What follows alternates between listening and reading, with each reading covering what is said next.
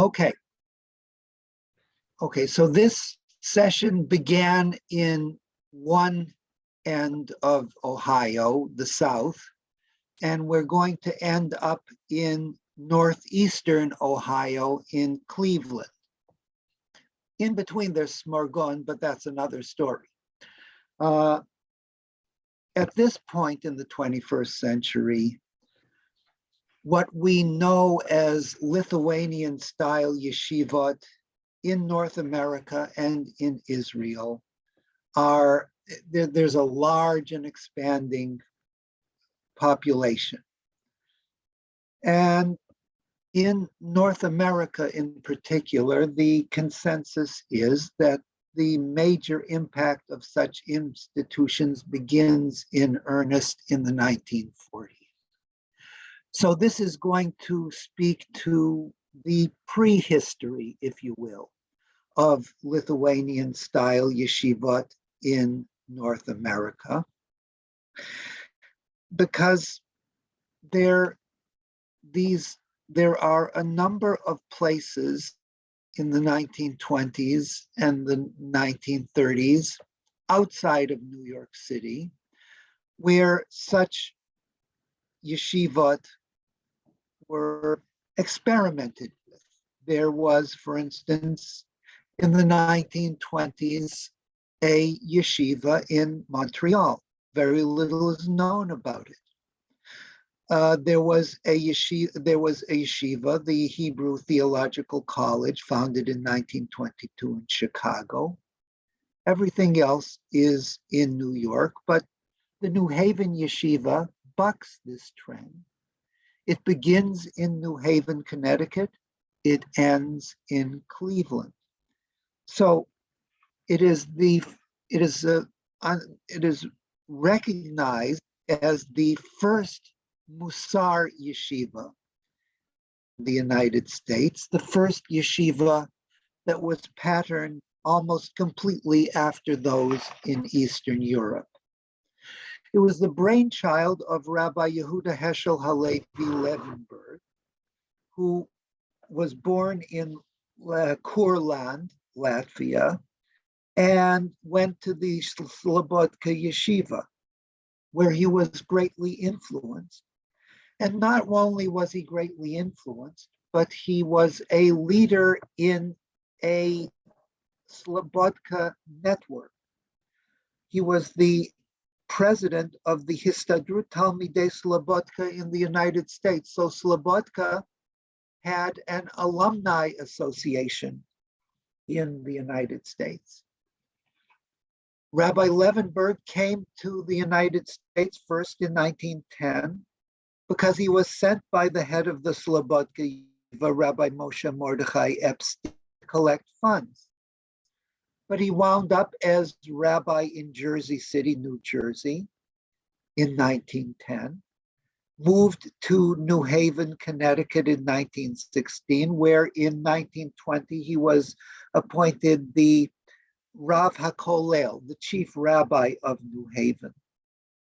And in 1923, he made a yeshiva together with another rabbi, Rabbi Scheinkopf. So what was going on? He had a vision of making a Slobodka type yeshiva in North America in a climate of opinion where even among the staunchly Orthodox, the adherents, the advocates of a yeshiva education were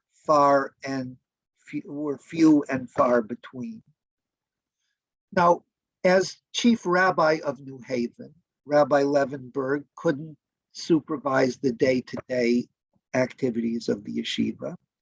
So he hired another rabbi with Slobodka connections, Rabbi Shabtai Sheftel Kramer, brother-in-law of Rabbi Epstein, as Rosh Yeshiva.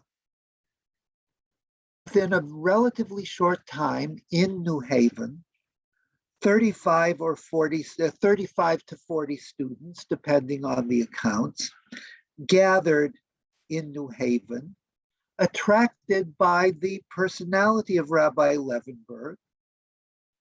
One former student of this yeshiva, the New Haven yeshiva, Rabbi Abraham Bitt, presents an emotional reminiscence of the yeshiva in an article in the Forward in 1939. He writes, the writer of the Rabbi Bick, that is, the writer of these lines studied a considerable time in the New Haven yeshiva. And the atmosphere of late Shabbat afternoons toward twilight is still fresh in my memory, when Rabbi Levenberg, deep in thought, would enter the four walls of the Park Street, where the students would be waiting silently at their study lecterns for his discourse. Rabbi Levenberg would break out in a nigun, and in the last play of light and shadow, he would commence his Musar discourse. New Haven had a problem, though. It had a guesstimate of 20,000 Jews, and this did not provide a sufficient donor base for the financial support of the yeshiva. For fundraising purposes, he had an agent in New York, but he also went abroad to various cities in North America, including Cleveland. But nonetheless, finances were not adequate in New Haven. And so what he had in mind, if the conditions were right, to move his yeshiva to a larger Jewish community. And he got a chance in 1929. In 1929, he went to Cleveland.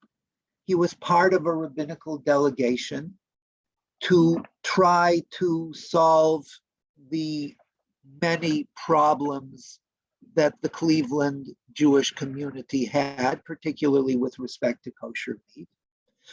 And he came to the attention of the leaders of one of the major congregations in Cleveland, the Chibat Yerushalayim congregation, and they made him an offer which he ultimately did not refuse. They said, you come to Cleveland as our rabbi. We are going to pay you $5,000 a year. That was a very good salary in 1929. In 1929, an assistant professor at a university got $3,000 a year. So he was going to get $5,000 a year, plus the Chibas Yerushalayim Shul was going to house his yeshiva. So that already is promising. And well, ultimately, a group of leaders within the Cleveland Orthodox came up with a yeshiva fund with $18,000 in it. This was in the fall of 1929, just before the October crash. America was full of hope and flush with cash. The stock market was booming, and all things were possible. So Rabbi Levenberg was inclined to be receptive to the proposal. It corresponded exactly to what he needed: a Jewish community that had 4 times the number of Jews, an institutional basis.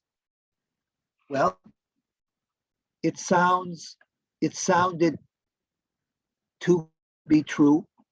Ultimately, it was too good to be true, because there were a number of curveballs coming, one of them personal. Rabbi Levenberg's wife took seriously ill and could not be removed months in a hospital in New Haven, could not be moved to Cleveland. Secondly, the stock market crashed, and nailing down the financial pledges became more and more difficult, if not impossible. Yet everything was papered over, and Rabbi Levenberg and his yeshiva moved to Cleveland in December of 1929.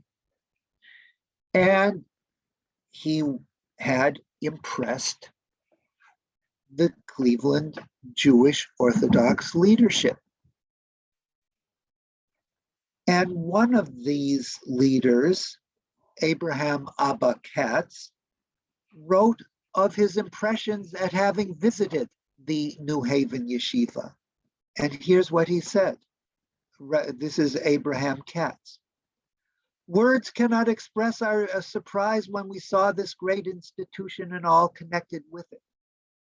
I thought that in America we are building a generation where Jews are in name only, but not in knowledge.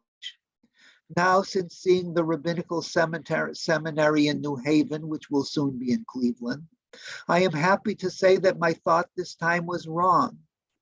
After speaking with students and the teachers in this college, I know now that American Jews are bringing up a generation more learned in Jewish knowledge and customs than ever before.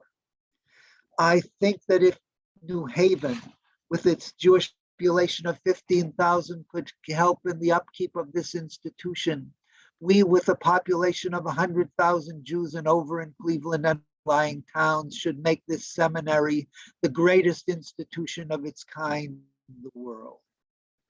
Okay. Cleveland Jews organized to work with the yeshiva. The organizers signed up a list of some 1,500 male yeshiva supporters. There was also a very active yeshiva sisterhood, of which a little more later. So that once again, the yeshiva traveled from New Haven to Cleveland on December 11th, 1929, just in time for the first blast of the dirty 30s. Anyway, the New Haven Yeshiva, the arrangements for New Haven Yeshiva soon began falling apart. But in the meantime, it was there. Rabbi Levenberg was not there in person. He made the fateful decision in February of 1930 to go back to New Haven to be with his wife. He would not return to Cleveland for over 2 years. In the meantime, the yeshiva was run day to day by Rabbi Shabtai Shramer, who had 2 junior colleagues, both of whom made names for themselves. One of them was Rabbi Samuel Belkin, who had studied the Slonim, Mir, and Radin yeshivas. And the other one was Rabbi Jacob Isaac Ruderman, who arrived in Cleveland slightly after him. And both Rabbi Belkin became the president of Yeshiva College / University. Rabbi Ruderman made his name as the head of the Ner Israel Yeshiva in Baltimore.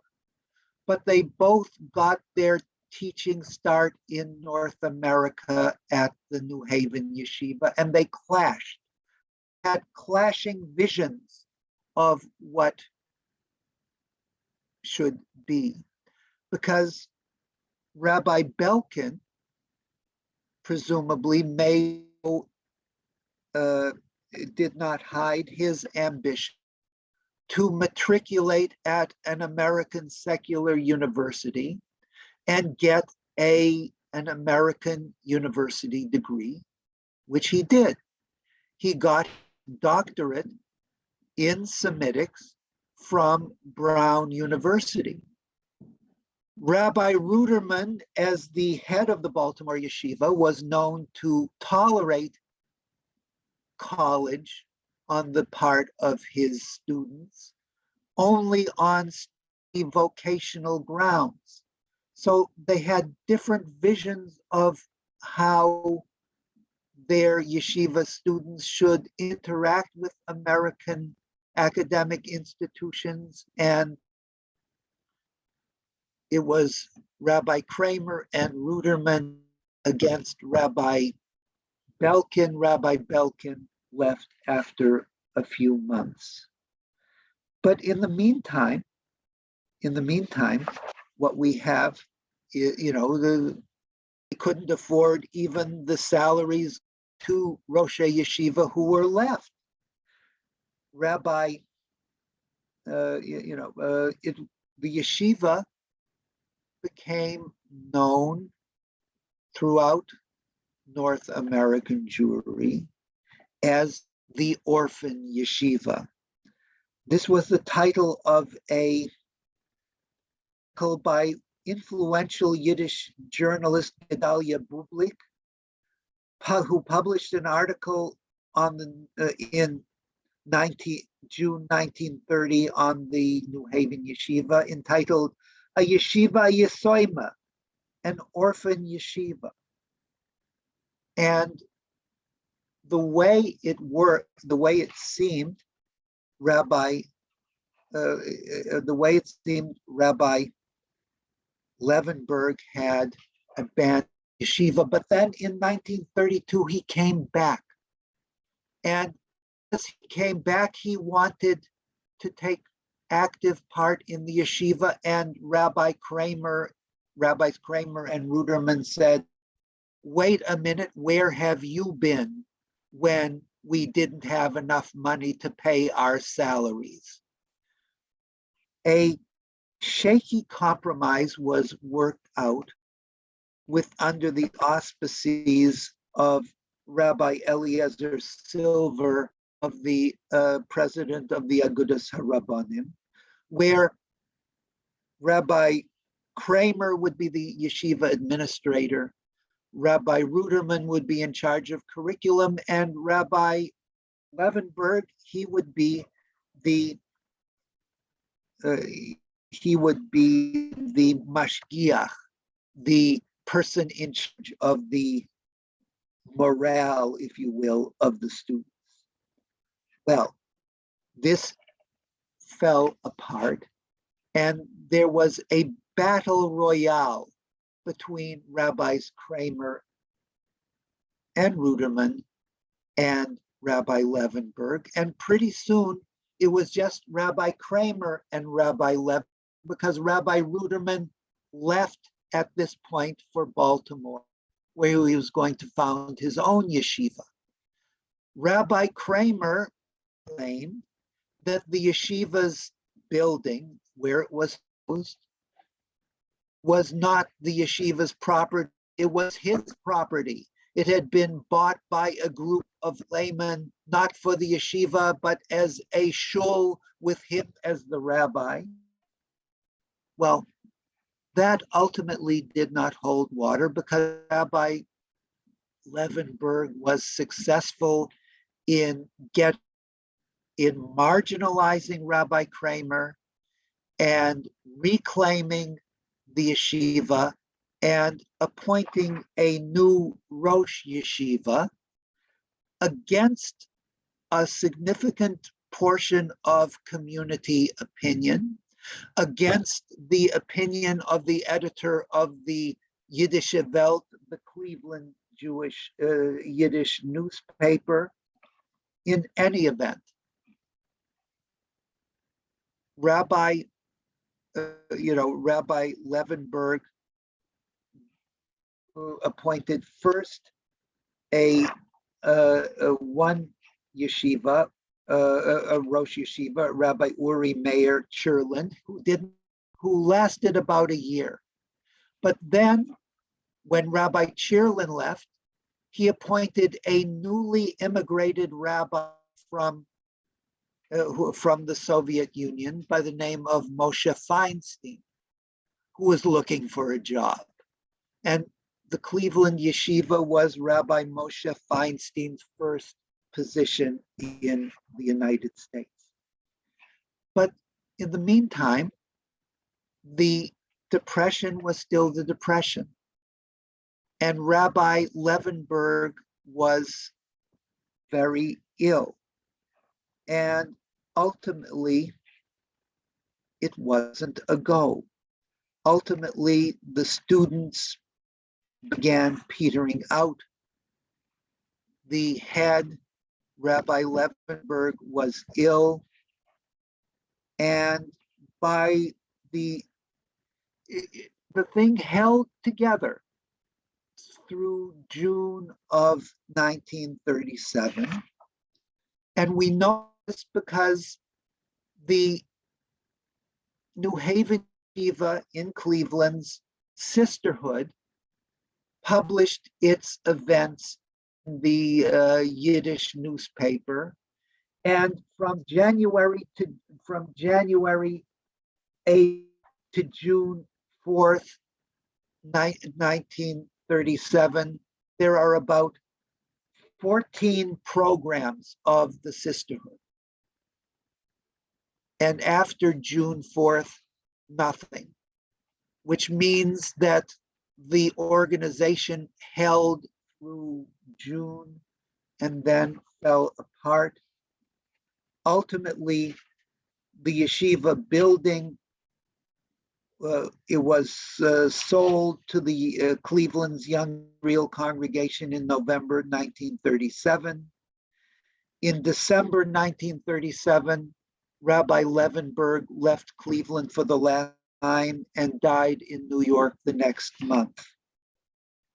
So, to summarize, because I think we're about time for a summary, the New Haven Yeshiva failed to achieve the ambitions its founder had for it, to become a well-established Musar yeshiva, attracting young Jewish men from throughout North America.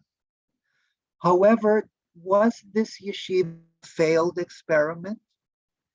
Certainly, it was an institution ahead of its time.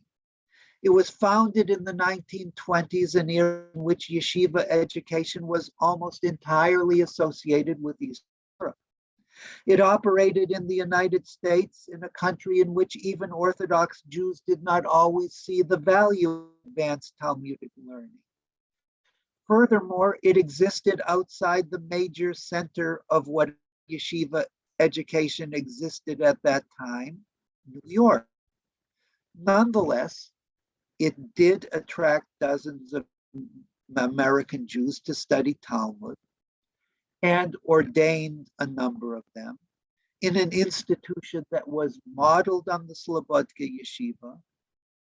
As well, it attracted a significant level of community support among men and women. That would become an important factor for the future development of advanced yeshivot in North America. It's the New Haven Yeshiva's failure stemmed from two factors. Perhaps most important was the enforced absence of its founder, Rabbi Levenberg, during the crucial 2-year period its transition from New Haven to Cleveland. This caused significant conflict in the yeshiva leadership, and it affected its ability to function effectively. The second factor was the worldwide economic depression, which began just at the time the yeshiva transitioned from New Haven to Cleveland, which significantly hampered the yeshiva's ability to raise the funds it needed to function properly. Cleveland lost the New Haven Yeshiva in 1937, but the community would not be without a yeshiva for long. In 1941, refugee rabbis Elio Meir Bloch and Chaim Chai Katz decided to locate their Telz yeshiva in Cleveland, with highly important consequences for the development of Cleveland's Orthodox community. Rabbi Bloch and Katz had considered locating their institutions in other Midwestern cities like Cincinnati, Pittsburgh, and Detroit. Why did they choose Cleveland?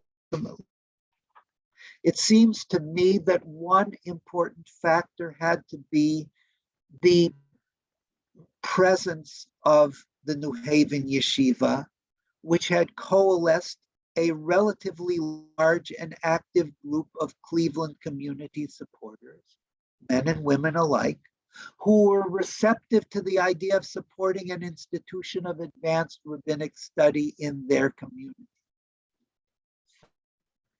In conclusion, the New Haven Yeshiva disappeared, but not without a trace. It left a legacy that undoubtedly aided the initial steps of the Telz Yeshiva in Cleveland, which was established in the early 1940s, at a time just about at the same time as the Lakewood Yeshiva. It was at a time that, because of numerous factors, it was the time were more receptive to the establishment of an advanced Iranian style yeshiva on North American soil. Thank you very much.